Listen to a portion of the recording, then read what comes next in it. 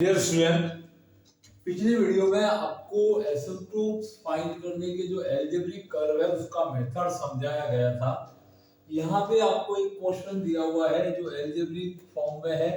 That means दो variable x और y की फंक्शन है और इसके अपने को एसिम्प्टोट्स फाइंड करने हैं। तो सबसे पहले इसका सॉल्यूशन स्टार्ट करते हैं अपन। स्टार्ट में क्या करना है, इसकी ऑर्डर देख लेनी है। तो इसकी ऑर्डर आप देखते हैं, दैट इज इसकी जो डिग्री है दैट इज 3। दैट मींस इसमें number of asymptotes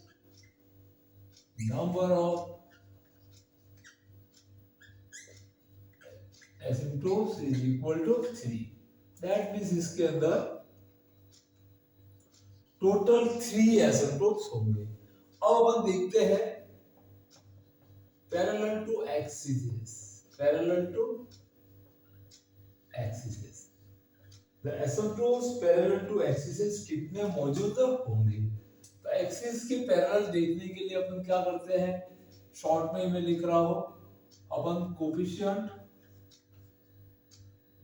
of x and y is equal to क्या रखते हैं, 0 इफ नॉट कांस्टेंट। अगर x और y वेरिएबल की जो हाईएस्ट पावर है, कौन सी वैल्यू समझाया गया है पूरा मेथड आपको, तो थोड़ा सा ध्यान रखिए, हाईएस्ट ऑर्डर की टर्म। तो इसमें अपन देखते हैं इस क्वेश्चन के अंदर यहां से यहां तक ये थर्ड ऑर्डर की टर्म है। अब x की सबसे बड़ी पावर x क्यूब का कोफिशिएंट क्या है, यहाँ पे कांस्टेंट है और इसको 0 रख नहीं सकते। दैट मींस इसकी x के पैरेलल कोई एसिम्प्टोट्स नहीं है।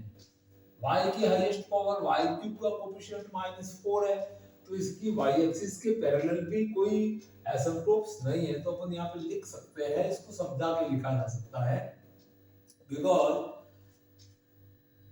Coefficient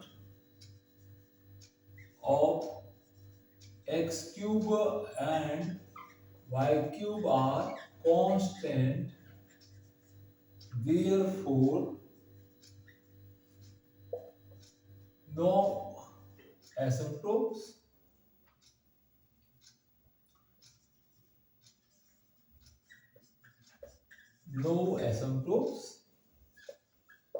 will be parallel to coordinate axes। That means axis के पैरेलल इस कर्व की कोई एसिम्प्टोट्स नहीं है। That means इसकी जितनी भी एसिम्प्टोट्स है वो तीनों की तीनों ऑब्लिक है, कोऑर्डिनेट एक्सिस के पैरेलल में एक भी मौजूद नहीं है। तो अब अपन आते हैं थर्ड पॉइंट पे, इसके अंदर oblique asymptotes. Oblique that means जो तिर्यक का अनंत स्पर्शी है, इसको अपन अनंत स्पर्शी कहते हैं हिंदी में। तो जो नॉन पैरेलल मतलब एक्सिस के जो पैरेलल नहीं है उनको छोड़ के बची हुई है वो ऑब्लिक कहलाती है, तिर्यक अनंत स्पर्शी आप जिसको कह सकते हैं। तो इनको फाइंड करने के लिए सबसे पहला काम आपको phi3 ऑफ m निकालना है। phi3m निकालने का मेथड क्या है, प्रोसीजर कैसे निकाला जाता है, put x equal to 1 and y equal to m in third order term. That means ये चारों टर्म के अंदर आप x की जगह पे 1 रखना है और y की जगह पे m। तो देखिए फर्स्ट टर्म आपका 1 cube minus 5 into 1 square and multiply y is m and plus 8 multiply 1 and m square and minus 4m cube, ये टर्म आपको मिलेगी। अब इसको 0 रख के सॉल्व करना है। तो phi3 of m is equal to 0, इसको 0 रखना है एंड सॉल्व। तो फिर इसके रूट्स निकाले जाएंगे। तो इसमें m का वैल्यू आपको 0 रखना है, सॉल्व करके इसके तीनों रूट आपको फाइंड करने हैं। तो अपन आते हैं अपने सॉल्यूशन के ऊपर कि इसको किस तरह से सॉल्व करना है ताकि जल्दी से आपके पास में इसके तीनों रूट आपको मिल जाए। तो बने रहिए हमारे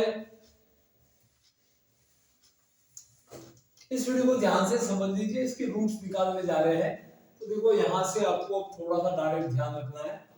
यहाँ पे हाईएस्ट पावर की टर्म नेगेटिव आ रही है, तो इसमें से माइनस कॉमा लेके इसको जीरो रख के सही से इसको अरेंज करके सॉल्व किया जा रहा है। Then by 5/3 of m is equal to 0, इसको जीरो रखेंगे तो इससे आपको मिल जाएगा 4m³। ये पॉजिटिव बना देते हैं, इसके पास वाली जो टर्म है ये आपके पास नेगेटिव आ जाएगी 8m², ये वापस पॉजिटिव हो जाएगी, प्लस का 5 एक माइनस कॉमन लेके उसको हटा दिया है और ये टर्म है वो नेगेटिव 1 हो जाएगी इज इक्वल टू 0। अब इसके अंदर पुट m इक्वल टू 1, तो इसमें 1 रखने पर देखो यहाँ पे क्या वैल्यू आता है, 4 इंटू 1 का cube minus 8 into 1 square plus 5 into 1 minus 1 is equal to 4, यहाँ से आएगा माइनस 8, यहाँ पे plus 1 and minus 1, that means 4 and 5 यहाँ पे 9 minus 9 is equal to 0, that means m equal to 1 इसका क्या है, वन ऑफ द रूट है। तीन रूट होंगे, ये क्यूबिक इक्वेशन है, तीन में से एक रूट कौन सा है आपका +1 पता चल गया, तो बाकी के रूट कौन से होंगे, आप चाहो तो लॉन्ग डिवीजन से ले सकते हैं या फिर अल्टरनेट किसी भी तरह से इसको डिवाइड करके ले सकते हैं।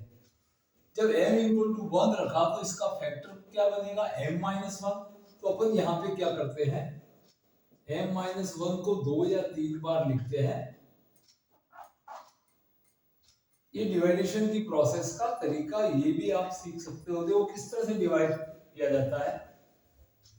सबसे पहले आपको 4m³ लाना है, दैट मींस यहाँ का मल्टीपल आप लगा देते हैं 4m², ये इसको मल्टीप्लाई करेगा तो 4m³ फर्स्ट टर्म बना देगा, ये 4m² -1 को मल्टीप्लाई करेगा तो आपके पास बचता है -4m², बट अपनी रिक्वायरमेंट है माइनस का 8m², then multiply by again -4m से इसको मल्टीप्लाई करेंगे तो माइनस का 4m², ये दोनों मिलके माइनस का 8m² बना देते हैं। ये -4m -1 को करता है, तो यहाँ पे प्लस का 4m आता है, बट अपने को प्लस का 5m चाहिए, तो +1 से मल्टीप्लाई करने पर +m आएगा, ये टर्म मिल जाएगी आपको, और +1 -1 को मल्टीप्लाई करेगा तो आपका लास्ट टर्म -1 सेटल हो गया। अब ये जो फैक्टर है यहाँ से बचे हुए रूट्स अपन निकालते हैं, तो m-1 इज कॉमन, यहाँ पे आपके पास बचता है quotient is 4m² -4m + 1 is equal to 0, ये किसका रूट है, यहाँ से तो आपके पास आ चुका है m का वैल्यू, फर्स्ट रूट तो आपके पास 1 आया हुआ है, ये टर्म है, इसको परफेक्ट स्क्वायर में लिख सकते हैं, implies that 2m - 1 square is 0 and that implies m is equal to +1/2 and 1/2, both root are equal।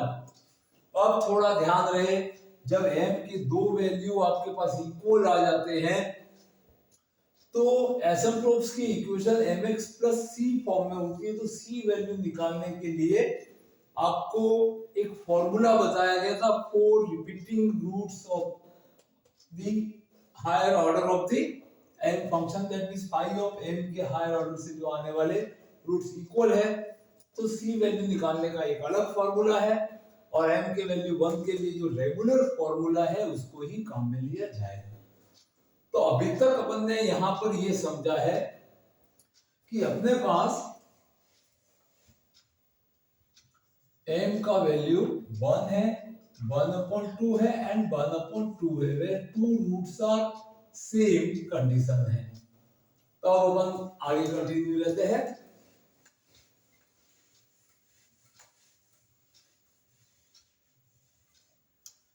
सबसे पहले 1 के लिए आपको c वैल्यू फाइंड करना है, तो देखिए c जब डिफरेंट रूट रहते हैं उनके लिए c फाइंड करने का अलग कंसेप्ट है और इक्वल रूट के लिए c फाइंड करने का अलग फॉर्मेशन है। तो अपन सबसे पहले c वैल्यू फाइंड कर रहे हैं फॉर m = 1 के लिए, तो m = 1 के लिए c फाइंड करने का फॉर्मूला आपको लगाना है -phi of n - 1 of m divide by five days of N of N. इस फॉर्मूले को आपको काम में लेना होता है। यहाँ पे 5s का मतलब क्या है, जो हायर ऑर्डर की जो टर्म है उसका आपको फर्स्ट डिफरेंशिएशन करके उसके अंदर m का वैल्यू आपको कितना रखना है, 1 रखना है। दैट मीन्स ये फॉर्मेशन इस तरह से लिखी जा सकती है कि माइनस 5 ऑफ n कितना 3 था, तो 3 माइनस 1 से जो सेकेंड ऑर्डर की जो टर्म रहेगी, तो सेकेंड ऑर्डर की टर्म यहाँ पे दो टर्म है, यहाँ पे आपका 5 ऑफ 2m मिलेगा और इन चारों से आपका 5 ऑफ 3m मिलता है। इसके नीचे 5 ऑफ 1m वाली वैल्यू, तो इसके पीछे की वैल्यू देखा जाए तो 5 ऑफ फर्स्ट ऑर्डर की टर्म यहाँ पे क्या है, कोई टर्म ही नहीं है, और ये लास्ट आपकी जीरो ऑर्डर की फंक्शन है। इसका ऑर्डर क्या है, n equal to zero, constant की ऑर्डर जीरो रहती है, तो इसको छोड़ दीजिए, अपने को ये टर्म का वैल्यू यहाँ पे कोई नहीं है। तो यहाँ पे n माइनस वन, 5 ऑफ 2 और m इक्वल टू 1, तो 5 ऑफ 2 वैल्यू आपको कहाँ से मिलना है, ये यहाँ पे तीन टर्म है, तो अपन यहाँ पे फाइंड करते हैं 5 ऑफ 2m। कैसे फाइंड किया जाता है, वही x equal to 1 and y equal to m second order की टर्म्स में रखकर। तो यहां से x की जगह 1 रखेंगे, दैट मींस 1 माइनस ये 3m हो जाएगा और प्लस का 2m स्क्वायर, ये आपका 5 ऑफ 2m आ गया, और m का वैल्यू जब 1 रखेंगे और m इक्वल टू 1 के लिए, तो 5 2 4 1 m इक्वल टू 1 के लिए, तो 1 minus 3 multiply by 1 plus 2 into 1 का square is 1 minus 3 and plus 2 is equal to 0। That means यहाँ पे ये 5 2 4 m इक्वल टू 1 के लिए वैल्यू 0 आएगी। फाइंडेस्ट ऑफ n अपन फाइंड करते हैं, हालांकि ये 0 आ गया है न्यूमरेटर, तो इसको फाइंड नहीं भी करोगे तो भी ये 0 ही आना है c वैल्यू। अगर कोई दूसरा ऐसा क्वेश्चन हुआ जहां पे यहाँ पे नॉन जीरो वैल्यू आता, तो इसको 5s ऑफ m को कैसे सॉल्व करते, तो इसके लिए अपन पहले थर्ड ऑर्डर का m फंक्शन के लिए जो भी स्टार्ट में अपन फाइंड किया था अपने पास, तो यहाँ से 1 रखने पर आया था 1 माइनस का 5m और प्लस का 8m स्क्वायर एंड माइनस का 4m क्यूब।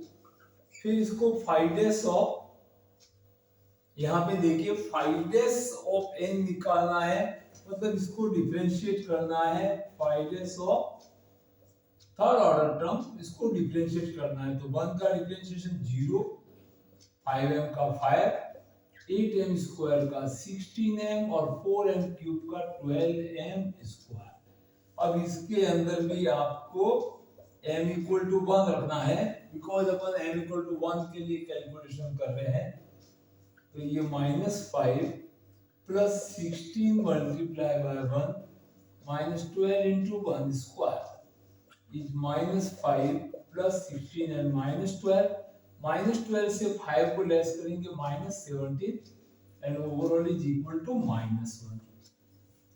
तो ये 5 dash of 3 and m equal to 1, जो डिफरेंट रूट 1 आया था उसके लिए अपन ने वैल्यू निकाला, तो माइनस का 0 अपॉन यहाँ से आता है माइनस का 1 and c value is equal to 0। तो देखिए यहाँ पे कंडीशन क्या बना, 4m equal to 1 then c is equal to 0, therefore first asymptote a1 is equal to in form of y is equal to mx plus c and y is equal to m value is, आपके पास m value 1 है, तो 1 multiply x and c value is 0, तो आपका first asymptote y equal to x आता है। इस method से अपन solve करते हैं। अब दो इक्वल रूट आ गए हैं 1/2 एंड 1/2, तो उसके लिए अपने पास फॉर्मूला जो रहता है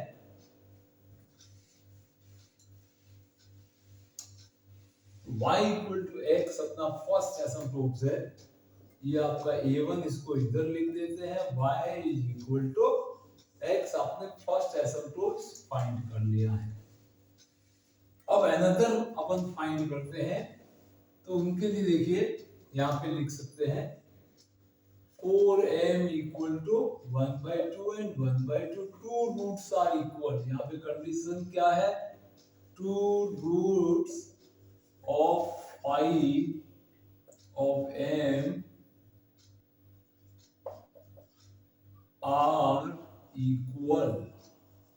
जब दो रूट इक्वल आते हैं तो c वैल्यू फाइंड करने के लिए 1/factorial to c square 5 double dash of 3 for m equal to 1/2 plus 1/factorial 1 multiply by c की पावर 1, स्क्वायर से ये डिक्रीज हो जाता है, c की power 1 and multiply by 5 dash, third order से यहाँ पे भी सेकंड ऑर्डर की टर्म का फर्स्ट डेरिवेटिव एंड प्लस, अब यहाँ पे c की पावर 1 था तो c का कोई टर्म नहीं होगा, ये 1/factorial 0 that is 1, that means यहाँ पे ये वैल्यू भी नहीं होगा, ये वैल्यू भी नहीं होगा, और इससे एक कम पावर 5 ऑफ फर्स्ट ऑर्डर की function m and is equal to 0।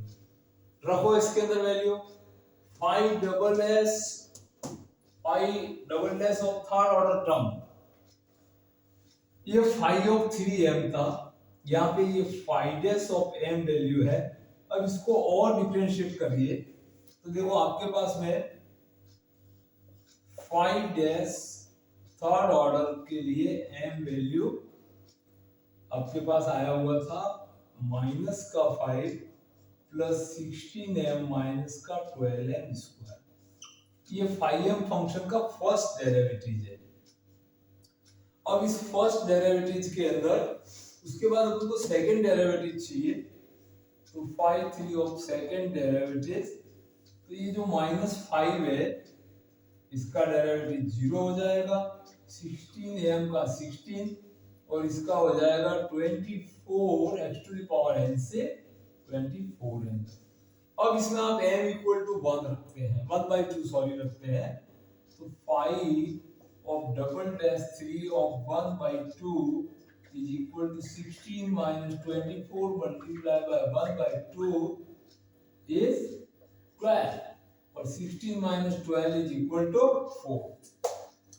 That means यहाँ का फर्स्ट वैल्यू आपके पास मिलता है आपको 1/2 c square multiply by 5 double dash of m value मिला आपको 4 प्लस 1/factorial 1 रहता है, that means c multiply 5 dash of m of second order term. तो यहां से इसको अपन को हटाना पड़ेगा, और 5 सेकंड ऑर्डर टर्म ये है, और इसको डिफरेंशिएट करके उसमें m का वैल्यू आपको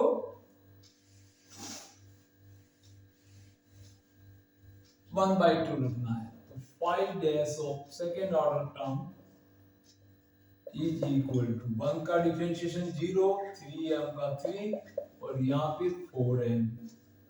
5 dash of second order term 4 1/2 is -3 plus 4 into 1/2, ये 2 टाइम्स कट जाता है, और -3 से +2 लेस करते हैं तो आपके पास -1 आ जाता है। दैट मींस यहाँ पे आपको -1 आ जाएगा, और 5/1 ऑफ m यहाँ पे कोई टर्म ही नहीं है, 0 हो जाएगी। तो यहाँ पे c की power 1 that means only c, 5 dash of 1 मतलब first derivative of second order term is equal to m equal to half के लिए -1 आया है, तो यहाँ पे -1 लिख दिया, और ये टर्म आपके प्लस 0 इज इक्वल टू 0, इसको 2 से कट कर सकते हैं, then is equal to 2 times of c square, यहाँ पे -c इज 0 and c is common, then 2c minus 1 is 0, therefore c value is 0 and c value is plus का 1/2। when for both value of c m is equal to 1/2 and 1/2। m की दोनों roots 1/2 है, तब first root के लिए c 0 है और second के लिए ये भी 1/2 है। फर्स्ट एसिम्प्टोट्स आपको y इक्वल टू x मिला था यहाँ पे। अब बाकी के बचे हुए अपन एसिम्प्टोट्स फाइंड करेंगे। तो ये मेथड जो आपको समझाया गया था उसको इस तरह से आपको अप्लाई करते हुए जाना है। तो अब एसिम्प्टोट्स नंबर 2 किस फॉर्मेट में रहती है, y equal to mx plus c, then y is equal to m value is 1/2 into x and plus first c value is 0। Therefore आपकी सेकंड नंबर जो एसिम्प्टोट्स आएगी वो y is equal to x upon 2 आएगी, जिसको आप 2y is equal to x भी लिख सकते हो या y इक्वल टू x/2। अब बचता है थर्ड एसिम्प्टोट। थर्ड एसिम्प्टोट के लिए वापस y is equal to mx plus c form, m is 1/2 and c is also 1/2। तो यहां से 2 कॉमन ले लेंगे, तो third asymptote 2y is equal to x plus 1। तो इस तरह से अपन ने इस वीडियो के अंदर ये जाना है, सीखा है, समझा है कि एल्जेब्रिक कर्व के एसिम्प्टोट्स किस तरह से फाइंड किए जाते हैं, डिफरेंट रूट के लिए कांस्टेंट c कैसे निकाला जाता है, टू रूट इक्वल के लिए c वैल्यू कैसे आता है। तो इस तरह से अपन ने इसका जो सॉल्यूशन था, A1 asymptotes y equal to x, second A2 is equal to 2y x and third asymptote जो था वो 2y is equal to x plus 1। इस तरह से तीनों एसिम्प्टोट्स फाइंड किया है अपन ने और कोशिश की गई है कि आपको अच्छे से समझ में आए। कोई दिक्कत नहीं है इसके अंदर, आप 2 क्वेश्चन 3 क्वेश्चन करते ही पूरा मेथड क्लियर हो जाएगा आपको। तो इस तरह से बने रहिए हमारे चैनल पर।